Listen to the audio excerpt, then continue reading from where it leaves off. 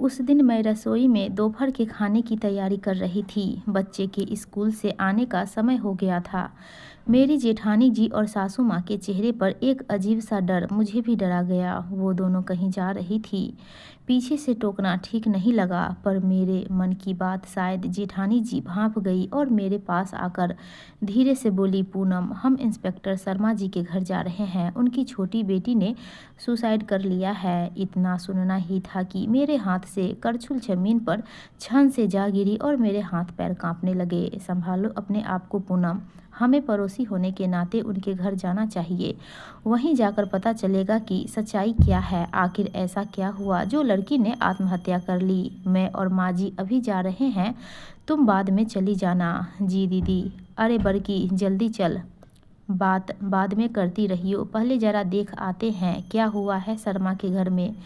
उसकी दुल्हनिया भी तो कल ही शहर गई है बड़ी बिटिया को लेकर। ना जाने ई छोटकी का कर बैठी। हमको तो अभी मीना की माँ आकर बताई। काश ये बात झूठ ही हो। किसी की औलाद कभी ऐसा ना करे। कितना जतन से दोनों बिटिया को पढ़ा रहा था। बड़ी ही सुंदर और प्यारी है उसकी दोनों बेटी। छोटी वाली को तो भगवान ने फुर्सत से बनाया होगा। इतने सुंदर नैन नक्श।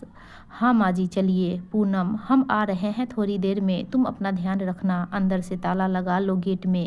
माँ जी और मेरी जेठानी दोनों जा चुके थे और मैं धप से वहीं जमीन पर बैठ गई। रूपा ने आत्महत्या की, ये बात मेरे गले से उतर ही नहीं रही थी। ऐसा हो ही नहीं सकता। उस जैसी हंसमुख खुश मिजाज लड़की ऐसा कदम उठा ही नहीं सकती। मैंने उठकर पानी पिया और अपना चेहरा ठंडे पानी से धोया। एक नज़र घड़ी पर डाली तो देखा बस आधा घंटा ही बाकी था बच्चों के आने में। मैंने फटाफट कुकर में दाल सेट की और एक तरफ चावल चढ़ा दिए। सब्जी काटने बैठी तो उसका वो हंसता चेहरा सामने आ गया। 2 दिन पहले ही तो देखा था उसे जब मैं सब्जी लाने निकली थी। नमस्ते मैम, आजकल आप सुबह बस स्टॉप पर दिखती नहीं है, उसने ही पूछा था मुझसे।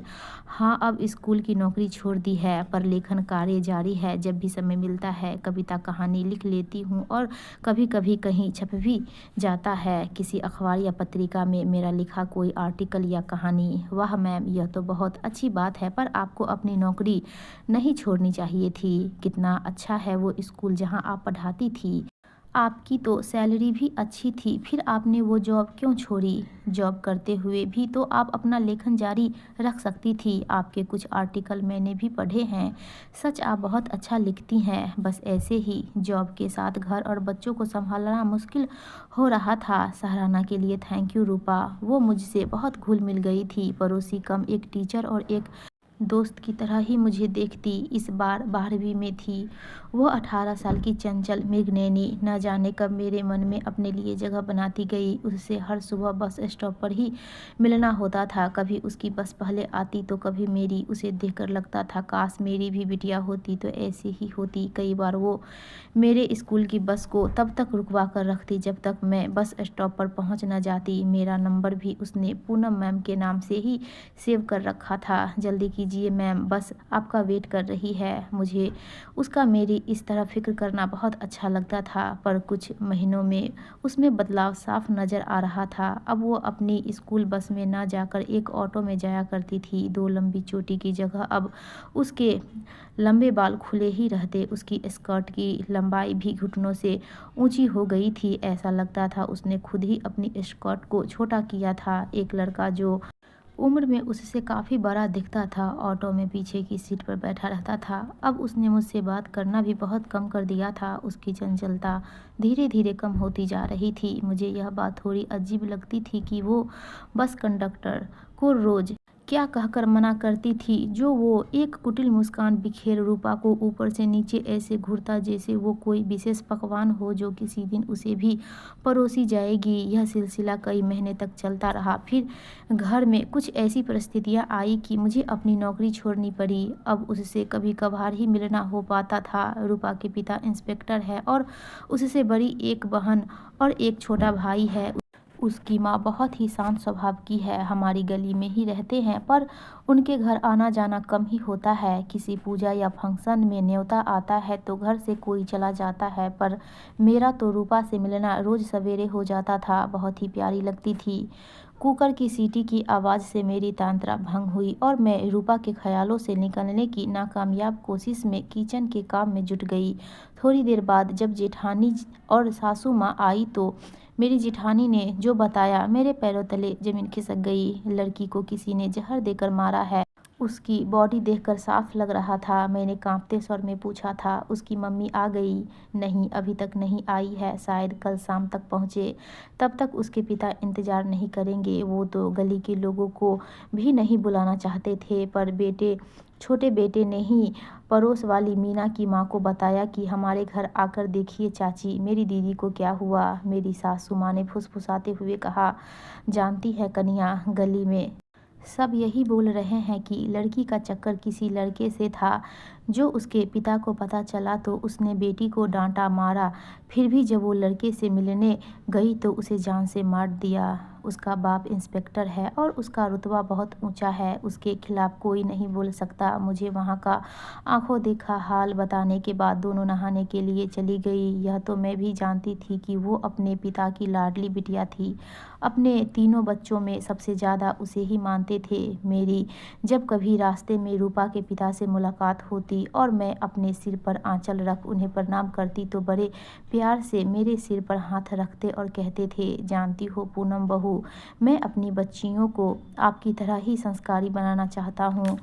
आप इतना पढ़ी लिखी होकर भी जिस तरह अपने ससुराल वालों का मान सम्मान करती हो, उसी तरह के संस्कार मैं भी अपनी बच्चियों में भरना चाहता हूँ। अपनी छोटी बेटी को आईपीएस की पोस्ट पर देखना चाहता हूँ। रूपा मचलते हुए अपने पिता के गले लग जाती। पापा, मैं भी आपके जैसा ही बनूंगी। मुझे अपने पापा की याद आ जाती जब भी मैं रूपा को उसके पिता के साथ देखती। रूपा से जब भी मिलती तो उसके आंखों की चमक में मैं खो जाया करती। ढेरों सपने बसे थे उसकी आंखों में। अचानक ये क्या हो गया? एक पिता ने अपनी बेटी को मार दिया। सोचकर ही देह सिहर उठता है। जिसे वो अपनी जान से ज़्यादा प्यार करता था, उसे कैसे मार सकता है? अगर रूपा ने आत्महत्या की है तो उसके पीछे कोई बहुत बड़ी वजह रही होगी। मेरा लेखन मन मुझे बार बार कह रहा था, पूनम उठा कलम और लिख डाल एक ऐसी कहानी जो रूपा को इंसाफ दिलाने में मदद करे या ना करे, लेकिन समाज के ऐसे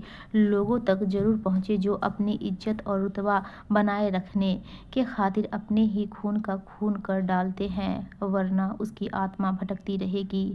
मैं जानना चाहती थी कि आखिर सच्चाई क्या है। अगर उसके पिता ने ही उसकी हत्या की है तो ऐसे इंसान को कड़ी से कड़ी सज़ा मिलनी ही चाहिए। मेरी जेठानी मेरी मन स्थिति भांप गई थी। वो मुझे समझा रही थी, पूनम जो हो गया उसका कुछ नहीं कर सकते। भलाई इसी में है कि हम चुप रहे। वो लोग बहुत ही पावरफुल है, उनका कोई कुछ नहीं बिगाड़ सकता। अगर हम में से किसी ने भी इस संदर्भ में कुछ बोला तो वो हमें ही इस केस में न फंसा दे। इसलिए कहती हूँ, तुम शांत रहो और उनके बारे में ज़्यादा मत सोचो। अगले दिन रूपा की माँ और बड़ी बहन भी आ गई थी, पर तब तक उसके पिता ने उसका अंतिम संस्कार कर दिया था। अपनी बेटी की शादी के सपने देखने वाली उसकी माँ उसकी इस दुनिया से अंतिम विदाई पर भी शामिल न हो पाई। उसकी आंखों के आंसू सूख चुके थे। जब मैंने उसे देखा तो एक पल के लिए लगा वो भी इस साजिश में शामिल थी और उसे पता था कि उसके पिता उसकी बेटी को मारने वाले हैं। दोनों माँ बेटी को एक दिन पहले ही शहर से बाहर भेज दिया था। शर्मा ने और छोटा बेटा भी उस समय कोचिंग सेंटर गया हुआ था जब रूपा की मौत हुई। बड़ी बेटी डरी सहमी सी दिखी। ऐसा लग रहा था अगर वह कुछ बोलेगी तो रूपा की तरह वह भी मौत के मुंह में समा जाएगी। वो भी सच जानती थी, पर उसने किसी से कुछ बताना सही नहीं समझा या उसे डराया धमकाया गया था, यह तो ऊपर वाला ही जाने। गली वालों ने भी जैसे अपना मुंह सिल लिया था। सच सबको पता था पर कोई कुछ नहीं बोल सकता था। वो रूपा जो हमारी गली की शान हुआ करती थी, जिसकी खिलखिलाती हंसी सुनने के लिए मैं अपनी बालकनी में आकर बैठ जाया करती थी, वो चेहरा वो हंसी मेरे जहन में बुरी तरह समा गई थी। मैं भूल कर भी उसे नहीं भूल पा रही थी। उस घटना के 2 महीने बाद ही हमारे घर उनकी बड़ी बेटी की शादी का कार्ड आया। मैं हतप्रभ थी कि ऐसा कैसे हो सकता है कि छोटी बेटी की चिता को जिस पिता ने 2 महीने पहले ही मुखाग्नि दी है, वही उन्हीं हाथों से अपनी बड़ी बेटी का कन्यादान करने को तैयार है। कुछ तो बहुत बड़ा राज छिपा रहा है ये परिवार। पर इस परिवार के उस राज से पर्दा उठाने की हिम्मत कौन कर सकता है। इस घटना के 10 वर्ष बीत गए और लगभग सभी भूल भी गए हैं रूपा को, पर मैं उसे भूल ही नहीं पा रही। कुछ दिन पहले मुझे रास्ते में उसकी बड़ी बहन निशा मिली तो उसने मुझे नमस्ते करने के बाद मेरे हाथ में एक मुड़ा हुआ कागज इधर उधर देखने के बाद दिया। मैंने उससे पूछा भी, निशा सब ठीक तो है? तुम ठीक हो? कोई परेशानी तो नहीं? अगर अभी तुम्हारे पास समय है तो चलो मेरे साथ, तुमसे कुछ बात करनी थी। आंटी आप प्लीज़ इसे पढ़ लीजिएगा, अभी जल्दी में हूँ। किसी ने देख लिया मुझे आपसे बात करते हुए तो मुसीबत आ जाएगी। तुम इतना डरी सहमी क्यों रहती हो? ससुराल में सब ठीक तो है? सब ठीक है आंटी, आपके सवालों का जवाब इस खत में मिल जाएगा। मैं अभी मम्मी से मिलने जा रही हूँ। वो चली गई और मैं घर आकर घर के काम निपटाने के बाद उस कागज़ को खोलकर बैठ गई। नमस्ते आंटी, मैं आपको यह बात कई साल पहले ही बताना चाहती थी कि रूपा ने आत्महत्या नहीं की है। उसने तो मुझे बचाने के लिए खुद को मौत के हवाले कर दिया।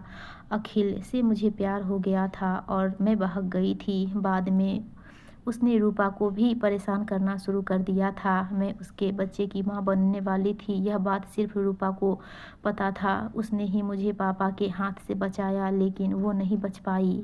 पापा ने एक दिन अखिल को मेरे कमरे में मेरे साथ देख लिया था। जब पापा को पता चला कि एक लड़का हमारे कमरे में है तो उसने मुझे वहाँ से बाहर भेज दिया और सारा इल्ज़ाम खुद पर ले लिया कि अखिल के साथ वो थी, ना कि मैं। फिर मुझे भोपाल यूनिवर्सिटी में एडमिशन के लिए उसने ही जाने को कहा था। मम्मी को भी मेरे साथ उसी ने भेजा था। मेरे पापा बहुत ही गुस्से वाले हैं। उन्होंने रूपा को पहले खूब मारा, फिर उसे कुछ खिलाकर जान से ही मार डाला। उसकी मौत के 2 महीने बाद ही मेरी शादी करवा दी अपने ही एक दोस्त के बेटे से। अखिल सही लड़का नहीं था, यह बात का मुझे भी देर से पता चला। मेरी बहन की असली कातिल मैं ही हूँ। मैं कभी खुद को माफ़ नहीं कर पाऊँगी। अपनी बहन रूपा की हत्यारे निशा। मेरे हाथ से वो कागज़ ज़मीन पर जा गिरा। आज सालों से चल रहे सवाल का जवाब मुझे मिल गया था। इस खत में रूपा की मौत का छिपा हुआ राज अब मैं जान गई थी। मैं ज़रूर रूपा की ये कहानी लिखूंगी, मन में ठान लिया था। एक बहन ने अपनी बहन की खातिर मौत को गले लगा लिया। मेरी कलम पन्ने दर पन्ने चलती गई। पूनम, ये देख, इस मैगज़ीन में तेरी लिखी यह कहानी प्रकाशित हुई है। आखिर तूने उस लड़की की कहानी लिख ही डाली, बस उन लोगों तक न पहुँचे। दीदी, एक लेखक का कर्तव्य निभाया है मैंने। बहुत इंतज़ार किया है रूपा की भटकती आत्मा ने। मैंने आसमान की तरफ देखा तो लगा जैसे रूपा की 2 आँखें मुझे ही देख रही है और वो आँखें बोलती सी प्रतीत हो रही थी। Thank you ma'am. मैंने अपनी आंखें बंद की और मन ही मन उससे माफ़ी मांगी। तुम्हारी इस कहानी को लोगों तक पहुंचाने में बहुत देर कर दी मैंने। 10 साल लग गए इसे लिखने में, माफ़ करना रूपा। दोस्तों, आपको यह कहानी अच्छी लगी हो तो प्लीज़ वीडियो को लाइक कीजिएगा और चैनल को सब्सक्राइब